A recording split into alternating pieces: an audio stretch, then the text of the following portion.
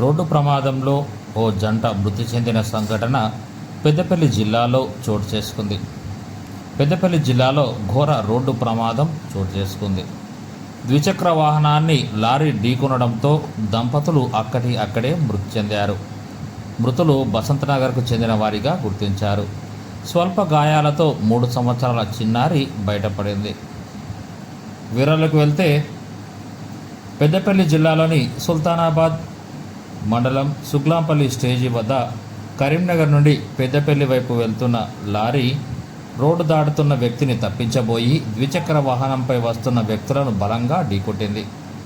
దీంతో పెద్దపల్లి జిల్లా పాలకుర్తి మండలం బసంతనగర్కు చెందిన గుంటిపల్లి రాము అనే 25 సంవత్సరాల యువకుడు, వారి సతీమణి గుంటిపల్లి అనూష 23 సంవత్సరాలు, ఇద్దరు వ్యక్తులు స్పాట్లోనే చనిపోయారు.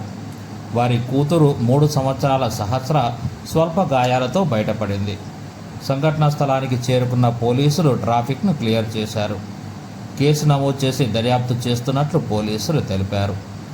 అయితే గుంటిపల్లి రాముల్ కుటుంబం బసంతనగర్ నుండి హుస్నాబాద్ వైపు వెళ్తుండగా ఈ ప్రమాదం చోటు చేసుకుందని అన్నారు. ఏది ఏమైనా ఈ సంఘటన అందరినీ కలిచివేసింది.